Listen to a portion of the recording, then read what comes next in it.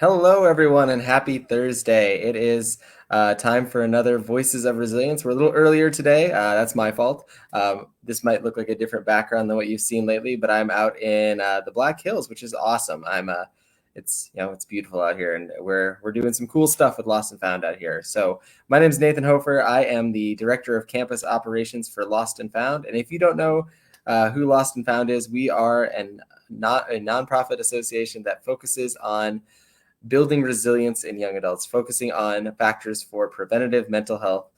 We try to step into this space to give people tools, give them networks of support, and just build a community that talks about mental health, destigmatizing mental health, and just we want people to be prepared for when things in life get hard. And we know what that looks like, all of us very intimately right now with the way things are. So that's who we are. That's what we're about. And we are very excited to do the work that we do to help young adults. And like I said, we're very present at several universities in the state of South Dakota here.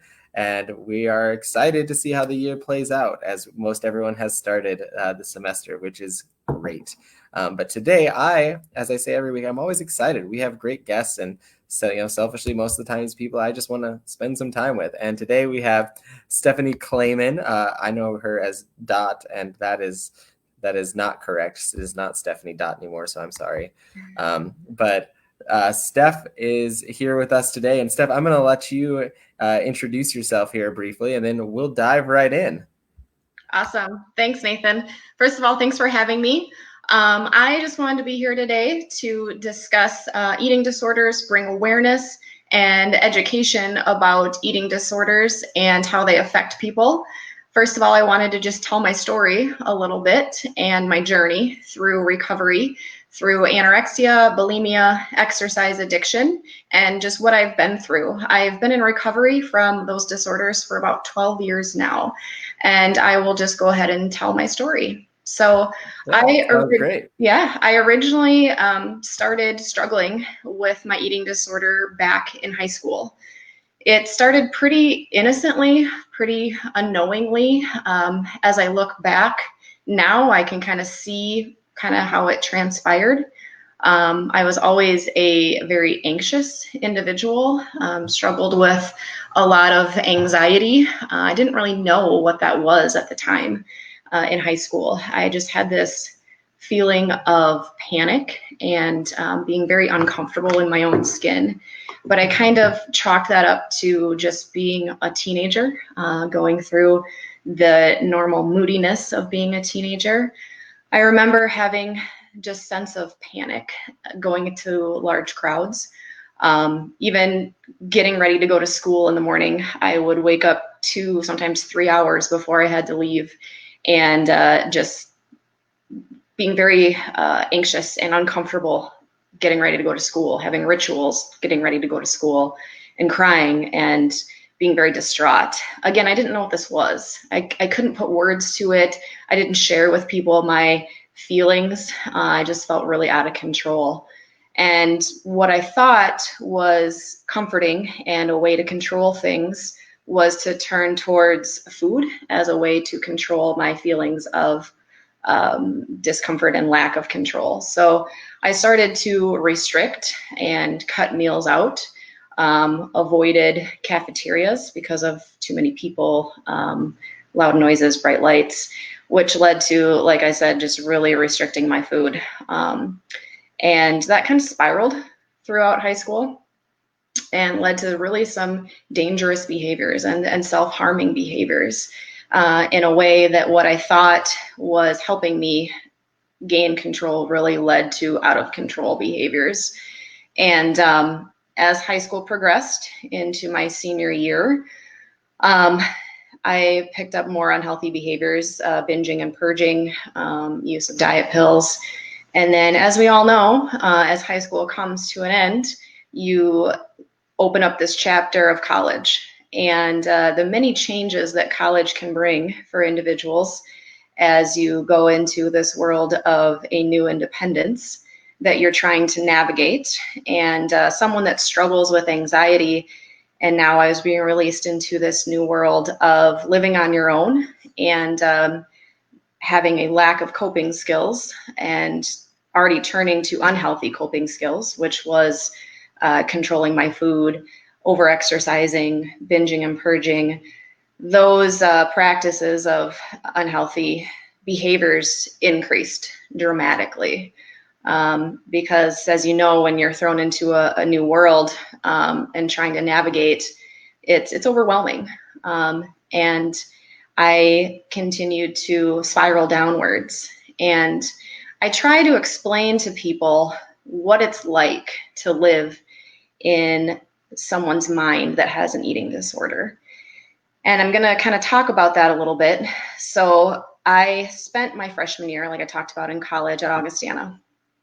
And as I was going through this eating disorder, I remember sitting in a math class at Augustana as a freshman. As some of you can relate, you're sitting in your classroom and you can hear a professor talking, this math professor giving a lecture, and it was kind of like a Charlie Brown episode. You know, you hear the teacher, whatever, over the intercom, womp, womp, womp. And the only thing that was running through my mind was like a broken record of how many calories did I eat? When do I go exercise? How long do I get to exercise? What did I eat yesterday? What was my weight? When do I get to weigh myself? Imagine those thoughts running over and over and over, nonstop in your brain, 24/7, every day, all the time. Imagine how exhausting that is. And that's what it's like to live with an eating disorder, and how that affects you and how that controls you, and the addiction that becomes for someone with a disorder. And as I navigated, or tried to navigate, through college with an eating disorder, I continued to spiral downward, not only in my health, but I lost a lot of friends. My grades deteriorated tremendously, failed classes, and it got to the point where my hall advisor, who monitored, you know, where you live on the dorm, came to me and said, after episodes of passing out, said, you need to get help. We can no longer allow you to live on campus. If you don't reach out to your family and tell them what's going on and get help, we're going to have to ask you to leave. You cannot stay here and continue your education. So knowing that I needed to continue with education, that was something was drilled in me for many years. I did reach out to my parents. I remember specifically calling my mother and saying, you know, hey, I need to get help. I have an eating disorder. I've been doing this for a year or so. And she said, okay, we'll deal with this. We'll get you some help. And we did. I did some outpatient therapy for about a year or so after that. And unfortunately, at that time, I was so intertwined with my disorder and so sick in my disorder that the outpatient therapy just didn't work. My disorder had already overcome me so strongly that the outpatient setting just wasn't effective for me. I since started that outpatient therapy. I still had to leave Augustana. My grades were just too poor. My health had declined. I had moved into my own apartment, and the isolation in that apartment had fueled my disorder even more. And I'll talk about that a little bit later, about how isolation and everything in that setting fuels disorders like anorexia and bulimia. And about a year after that, my health had declined so much that my therapist had said, we need to do more. We need to get you admitted to a hospital setting. And I refused. I said, no, I will not do that. And I continued to do some schooling and kind of muddled through that. And one of the turning points that I had, and this kind of can relate to individuals out there about how controlling an eating disorder can be and how brainwashing it can be.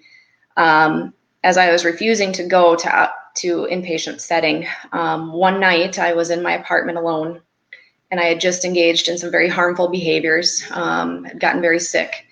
In my bathroom on the floor, I was laying there, and I could feel my heart beating very erratically, very out of control. And I remember thinking to myself, I'm going to have a heart attack, and I'm going to pass away here on the floor alone in my apartment, and someone will find me at some point. And I remember feeling like that's okay. And that doesn't scare me. And this is going to be how I'm going to pass away. And to get to that point where you are so miserable and so overcome with your disorder that death does not scare you. Looking back, that was probably one of my lowest points, to know that death could inevitably be right there, and it didn't even faze me. And so there was nights again where I would lay in bed and just kind of hope that I didn't wake up because I was so sick and so tired of what I was doing. And again, that's how controlling and overcoming the disorders can have on people. Moving forward, I eventually did agree to go to treatment. It got to the point where my therapist had said, you either go or we'll look at some kind of court-enforced initiation. I didn't want that, and so essentially I did go to a hospital in Wisconsin where they had admitted me, and did about 5 months of intensive medical rehabilitation and psychological rehabilitation. And another point that I want to really stress is, again, I had been admitted there at the hospital, and they had said, you are very close to having a heart attack and not making it through this.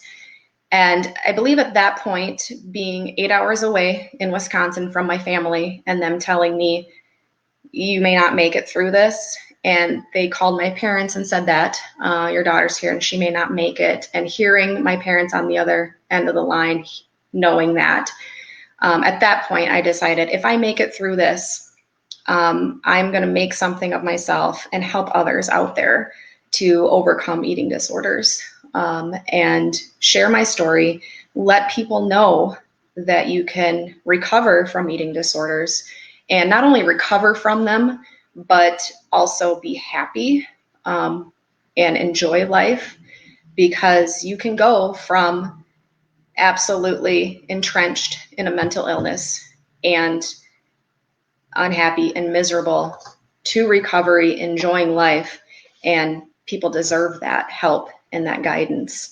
And so I worked through that program with a lot of help, a lot of support, a lot of medical intervention, a lot of psychological intervention, and was able to work through that program in Wisconsin, come home, continue working in an outpatient setting.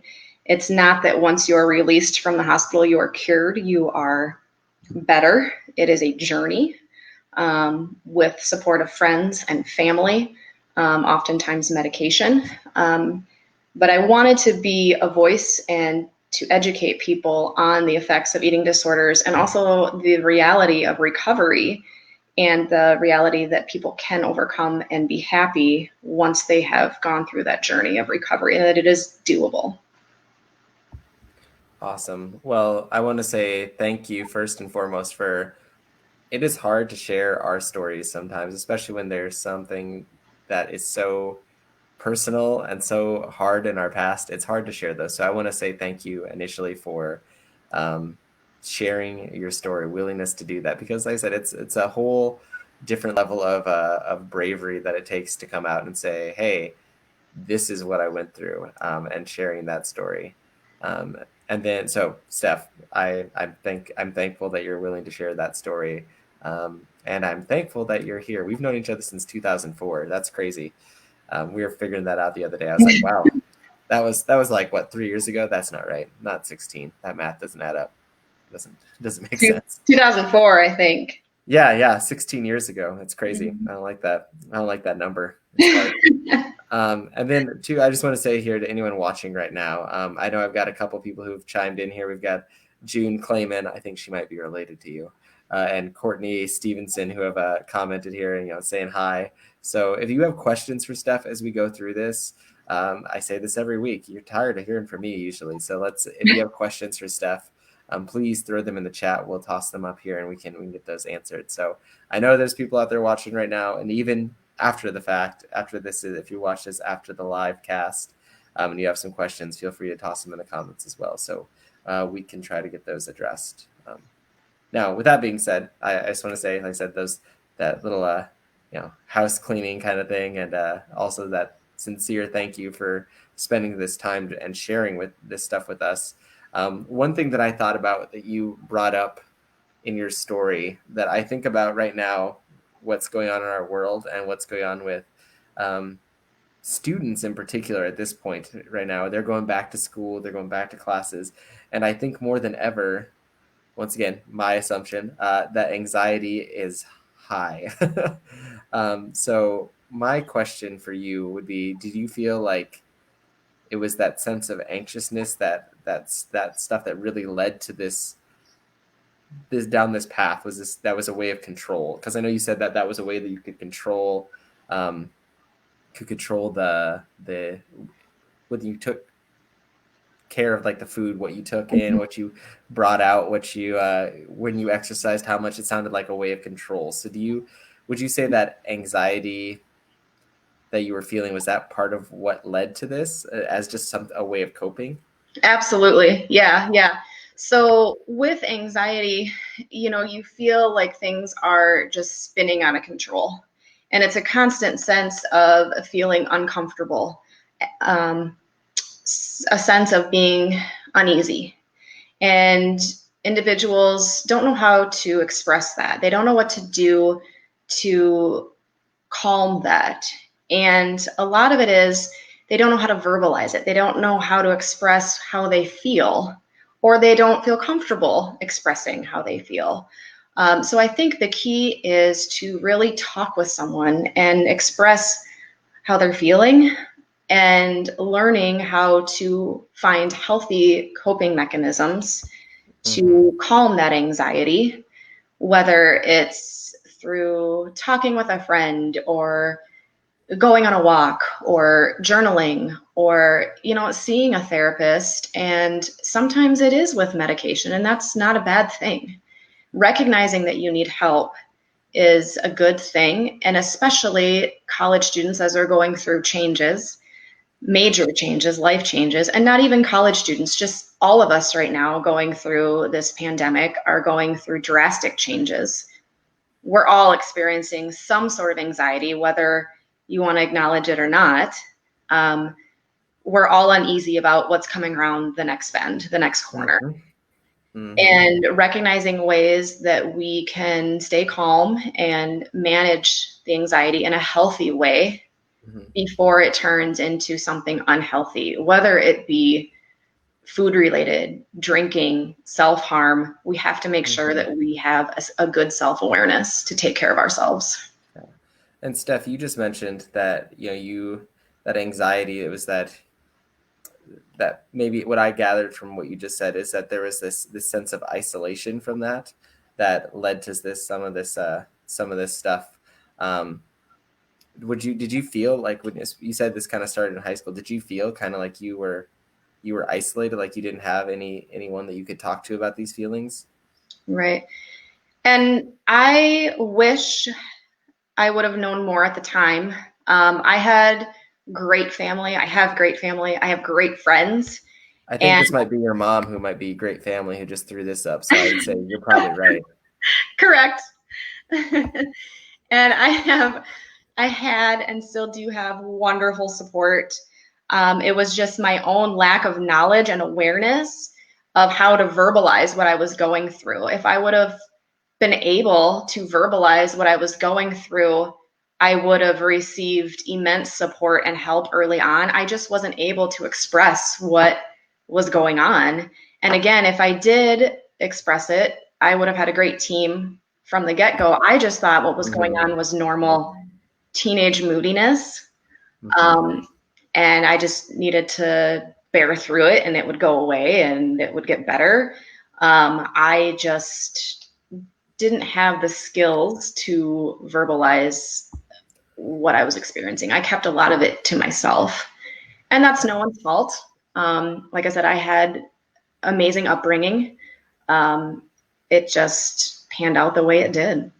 Yeah. And I think that's something that I hope people listening are hearing, that sometimes what these things that we deal with, like anxiety, depression, you know, whatever it might be, whatever that, that if it's something that just introduced a trauma into your life, a lot of times that mental disorder is telling you you don't have, you don't have the people around you, or you can handle this on your own. And so we try to go at it alone. And I've seen a lot of students, I've seen a lot of adults, I've seen a lot of people, especially when we're talking about being anxious, just being like, no, I'm not going to talk about that. Like, I'm fine. We're just going to, this is just how I'm feeling in the moment. It's not that big of a deal. And they try to push it aside. But as you mentioned, this was a way of coping and having control. And you also mentioned, alcohol, drug use. But I mean, there's a series of things that can come back um, for control that are not maybe in that same realm, but still wildly unhealthy for relationships, and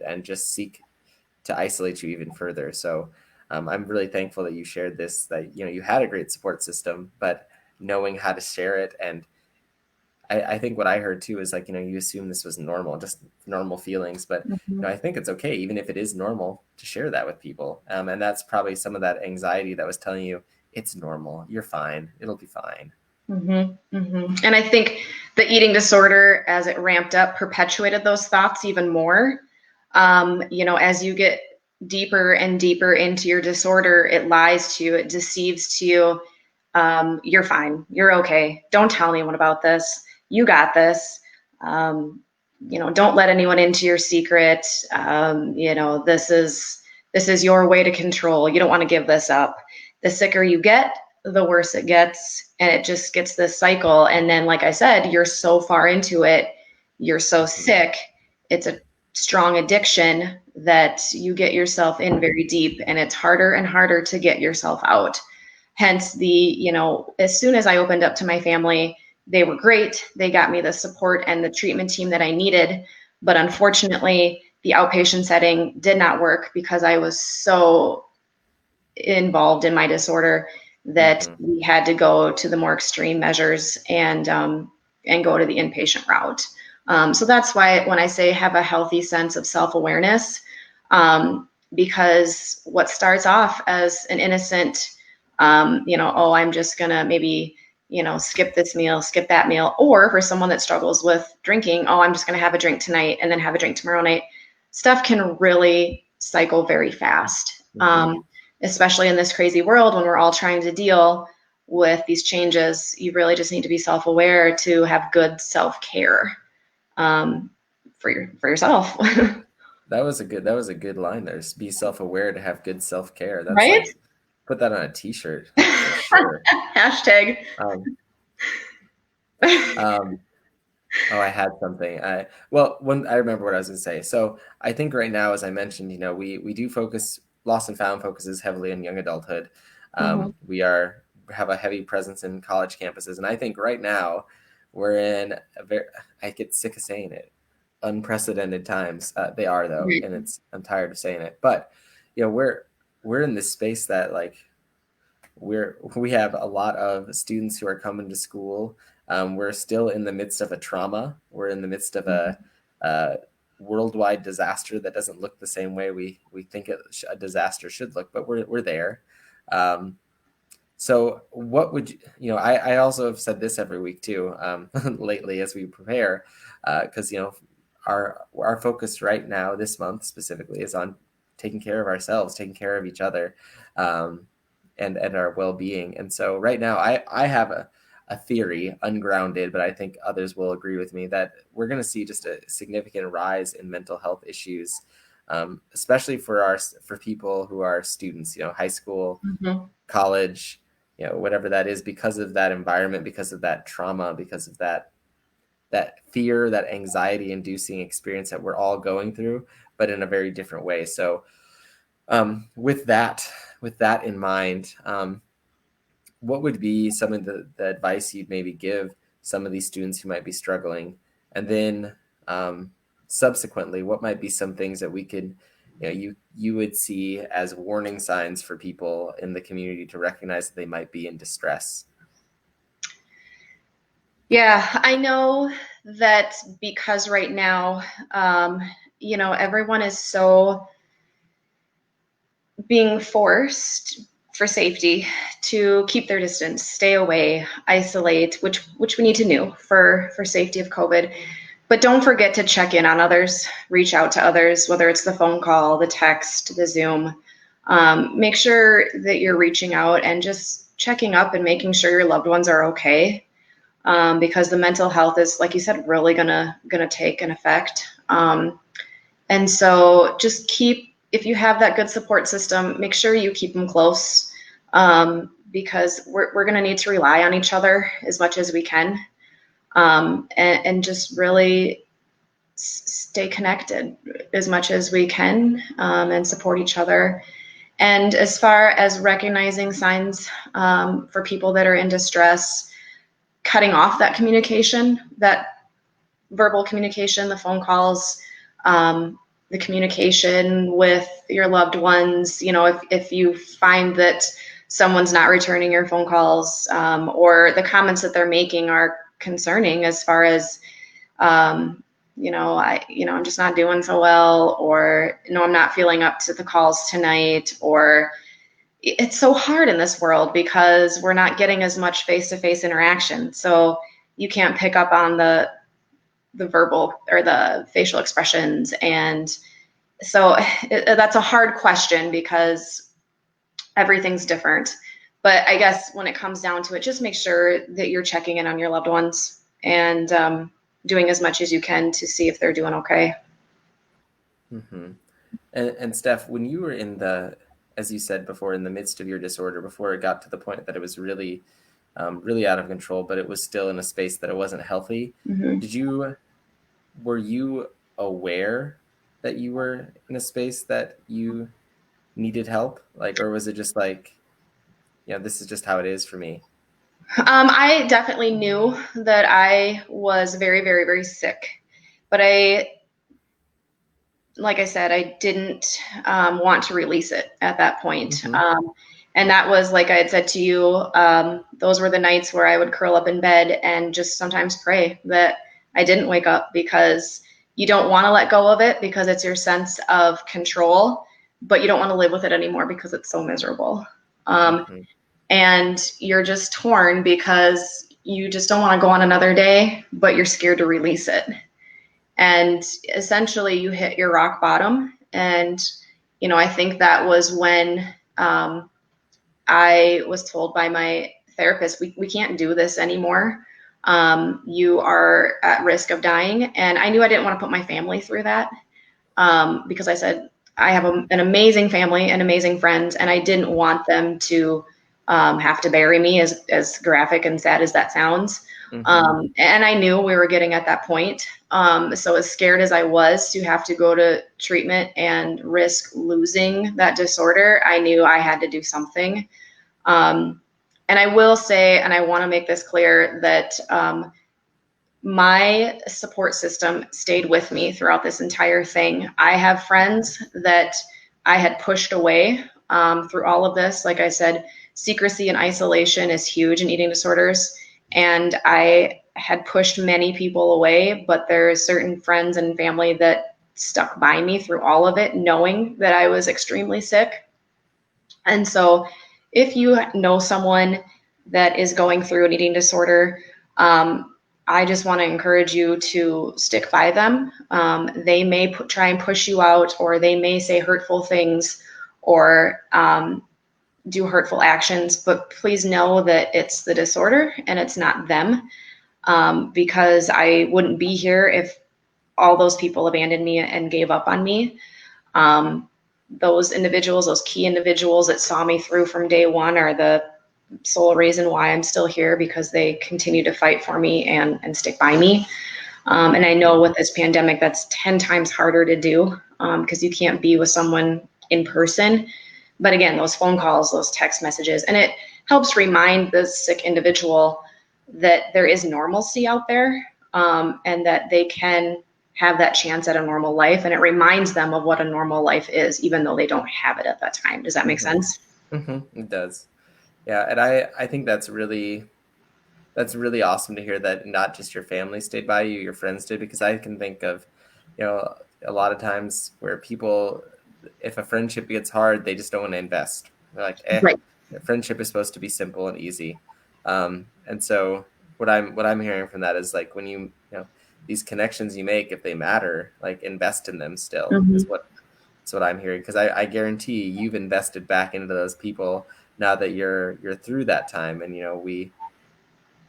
we all walk different paths and have different difficult moments at different points in our life. And you had people who were there with you for years, your difficult point in your life. And I know you've been there for them. I mean, I don't have to know them or know their stories to know you and know that you've been there for them as well. So I think that's something from your story that I'm reflecting, that I hope people hear and see is like, sometimes relationships are hard, but the investment is worth it. Mm-hmm. And I guess I'm being maybe a little cynical here, sorry, but I've seen too many people who've just dropped friendships because they got hard. Right.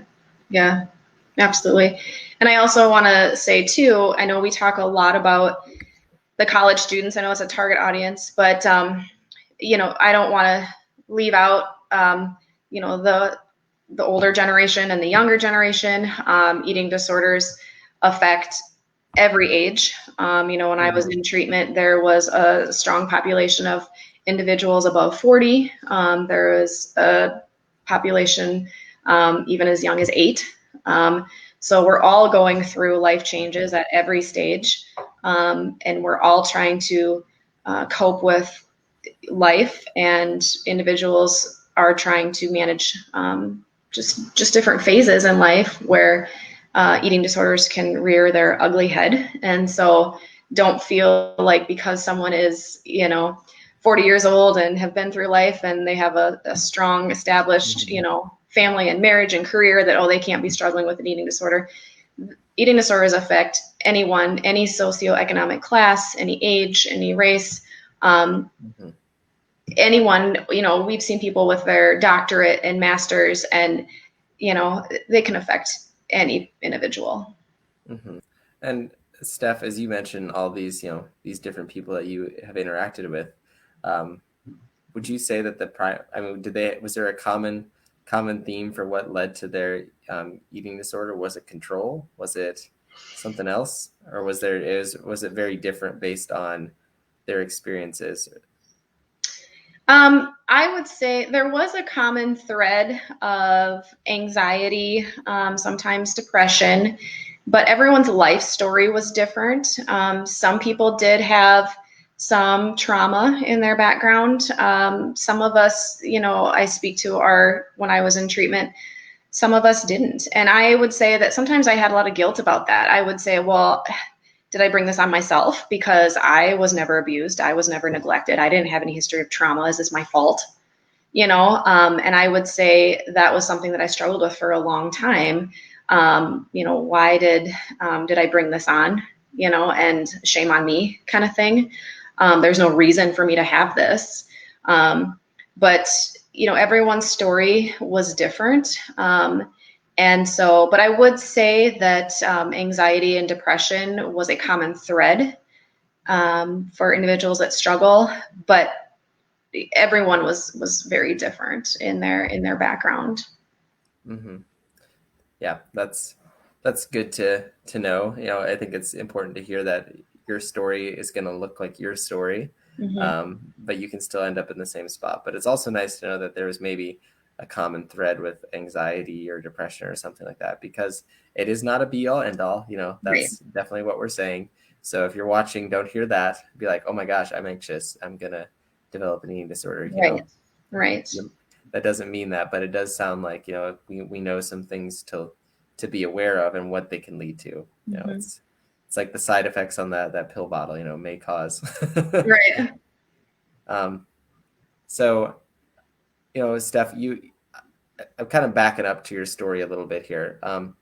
I'd be interested to hear how because it seems to me, and I know we kind of chatted about it briefly, that your experience very much shaped your future in Mhm. the way of career, in the way of what you do, and things like that. Because I don't even remember what you were majoring in college. I don't know if you were planning on going into the mental health arena before this or not, but you are, firmly planted in that now. So I'd love to know, more about how your experience, how that transformed you, how that affected and guided where you are today, for Yeah. lack of a better word. Yeah, absolutely. So no, I wasn't really planning on doing mental health. When I originally graduated, I graduated with my nursing degree from Southeast Tech right before I went to treatment. Um, Unfortunately, because I was so sick when I graduated, I did not retain any of that information. My brain just was so malnourished. That was one of the side effects. So that was pretty much a lost degree. And so when I came back from treatment, I had to start completely over with my education. And when I came back from treatment and I was healthy and alive, I remember saying to myself, and while I was in treatment too, if I am able to A, survive, and B, overcome this, I am going to make something of myself and really be a contributing member of society. And partially too, I wanted to give back to my parents because I put them through so much, but also just make up for all the lost time that I had given up to the disorder. And I still, early in my recovery, was very nervous about ever speaking about eating disorders because I didn't trust that I would ever be fully recovered and be able to speak to it. And I didn't want to be that person that wasn't in recovery, but yet pretending to be in recovery and speaking about it. So I was like, we'll see, you know. But as I became stronger and stronger in my recovery, and then was able to fully be able to say I'm recovered, I wanted to be able to help other people because as I was going through my journey, I was able to realize there is very, very few resources out there for people that are struggling with eating disorders. There are no support groups in Sioux Falls or the surrounding area, which is shocking because the size of Sioux Falls. There is one, maybe two therapists that specialize in it. And I just was floored by that because of the resources that we have as far as the hospitals in Sioux Falls. And there was really nothing that focused on eating disorders.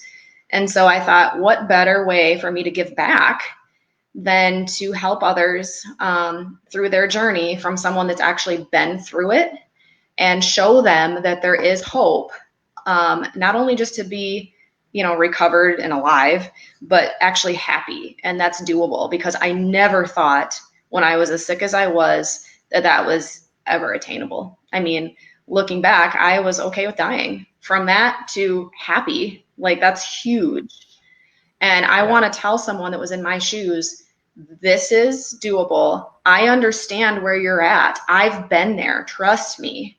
Because a lot of times when I was in treatment, I'd hear these doctors talk to me and say, you can do this, you can do this. And I'd be like, you don't get it. You don't get it. You've not been there. You don't understand. But if I can tell someone I've been there, you can do it, and they can trust me that I've done it, maybe I can make a difference. So that's Mhm. really what fueled me in this direction to get my social work bachelor's, working on my master's, started the support group, and I just want to continue on to hopefully do a private practice to really help people. Yeah, well, that's incredible, Steph. And I Thank think you. you hit the nail on the head for a lot of things in this conversation, but especially the power of being able to share your story. Because we go through hard stuff in life. I mean, We all do, and it's all different. Some is not as hard as others, and some of it's not as impactful. But there's so much power in having that shared experience with something, and you kind of changing your whole career path and plan and everything because of this, because you are not just passionate and maybe feeling like this is on your heart to deal with, but because you understand it so much more than anyone else really could, because you lived it. I think that is powerful and incredible, and I think it's. I don't want to say we want the storms, but at the same time, those storms help us help ourselves and others find that light outside of that when the darkness is closing in. So I for one am like incredibly inspired by that desire and that push. And once again, as I said earlier, your willingness to share your story, because it's hard to do, especially when it's something that is so personal and so raw, for lack of a better word. Thank you. No, thank you, Steph. So we're kind of nearing that 40-minute mark, which is when I usually try to like let's try to get ready to wind up, even though we could go for like 3 hours and everyone else has to deal with it, because whatever, we can keep going. But I do want to know, I mean, we were on a little bit before we went live here, and you were just talking about first off your kids, that that's a lot of fun, but you're talking about waiting for the penny to drop and everything to go online again, Yeah. homeschool coming like a hurricane is what you Yeah. were kind of saying. um, so what would you, I mean, in that moment here, as we're thinking about like this level of um, this level of stress and this level of fear and this stuff that we're like we said, we're still in this trauma. What is still giving you, what are something that you're still like really pumped about, that you're seeing in the world as a positive, that's something that's making you hopeful? Yeah. I think what's making me hopeful is just people are still coming together. I know that right now we're hearing a lot of negative things, and not just with the pandemic, but with all the riots and the shootings. But we still see the goodness in people, and that's what we have to look for and remember.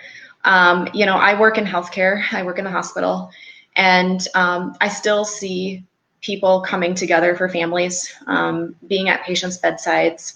And so I am hopeful to see the growth in the communities that come from this time. And I just want to encourage people to focus on the positives when it's very easy to be overwhelmed with the negatives. And I also want to have people really focus on the children and the resilience that we see in them. And sometimes I think kids can be a bright light. I know adults get very overwhelmed, but we also have to look at how kids sometimes can just really take this in stride much better than the adults. And that's inspiring for me. And so, again, just focus on the positives and how we really can be brought together through all of this, and we help each other out, whether it's dropping off food at your neighbor's door if they're in quarantine, or sending out that text of, hey, how you doing, and just really focus on the positives when it's easy to get overwhelmed by the negatives. Hmm. And I know, as you mentioned, kids and their resilience stuff. It's I know they're picking up on a lot, but they also just like they bounce back and they find joy in everything they're doing. And I know that's a lesson I can learn from sadly my toddler and my my infant, is that they as I mentioned to you the other day, my 9-month old, she has discovered the ability of crawling and getting herself in lots of trouble, and she might fall down, and roll on the ground and cry a little bit, but then she gets back up and does it again. She doesn't care, because she was like, I'm gonna keep going, keep doing it. So I think you're right, that is a great lesson we can learn from kids. It's awesome. And I know you also shared some resources. I'm going to toss this up here, this website, if you wanted to share a little bit about this, about some of the resources that are offered and what ANAD is all about. Yeah. So ANAD is anorexia nervosa and associated disorders. So if you go to their website, anad.org, they have all sorts of resources on all different kinds of eating disorders. Very good articles on how to help loved ones, awareness, tips, symptoms, signs, different treatment facilities. It's just a really good website, all encompassing, again, all different kinds of disorders, binge eating disorders, over exercising. It's just a really good starting point for anyone that may have questions or concerns. I find it very useful. Well, that's awesome. And then Steph, are there any like local resources that you've got? I know you have. I think you have your own ANAD chapter that you have that you started. I think you already mentioned that. Yeah, so prior to this COVID craziness, I have a support group that was running once a month at Ronning Library here in Sioux Falls. It was once a month on Thursday, the third Thursday of the month. That's been temporarily on hold because the conference. Weird.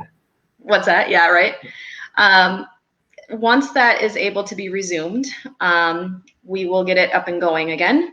That's super unfortunate because we had a good turnout for that. And that is the only support group in Sioux Falls and really in the surrounding areas. I think the next closest one is actually in Iowa. So in Sioux City. But yeah, I'm always willing to talk with people if they have questions, concerns. I am looking at doing maybe like a Zoom support group if we can't get that in-person support group up and running again. But and if someone wanted to get in touch with you, Steph, is there a good way, or would you like them just to get in touch with me and I can send them your way? they can always email me if they would like. It's Steph, STEPH _ DOTT at That's Yahoo. right. It's dot. It's right. Yeah. It's dot. Yep. And I will toss that up on the screen here momentarily. Gotta put it together here. Not that quick at making banners, so no. I'm embarrassed. But yeah, feel free to email me. Check that on a regular basis. I can get back to you. We can set something up to talk.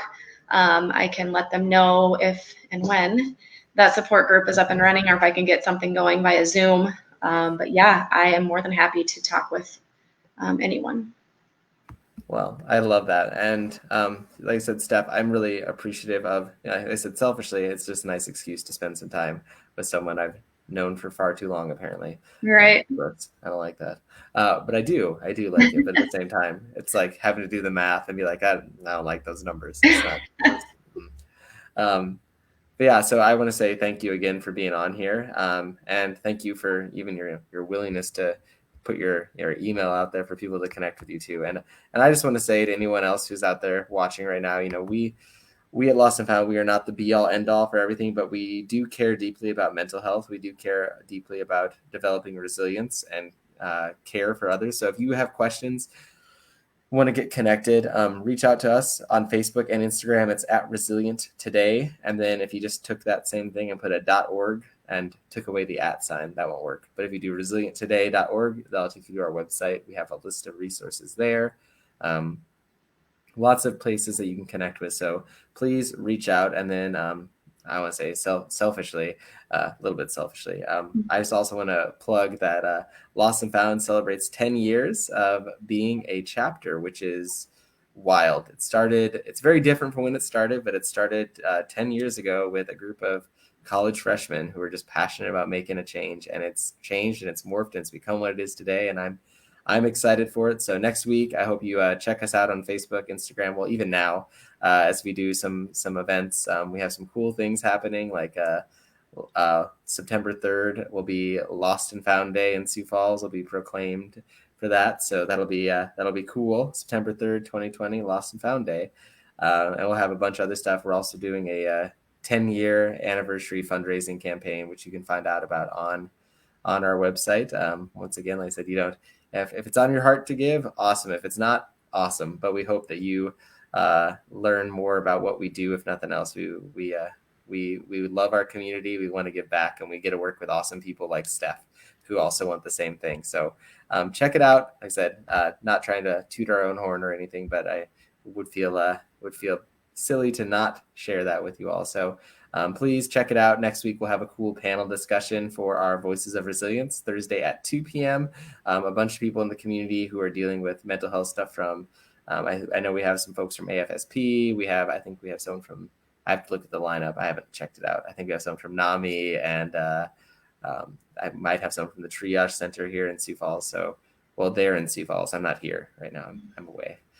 So hopefully you'll all check it out. And like I said, Steph, thank you Thank again for you. being on here. Like I said, we're lucky to have you. And anyone who's watching, I hope you, whether it's now or later, this is something that's on your heart or you're having some struggles, reach out to Steph. I know her heart, and I know she cares deeply about this topic and about caring for others. So you have her contact info. Reach out, or if you want to reach out to us, we can do that too. So I hope that you all have a great day, Steph. Thank you again, and we'll see you around.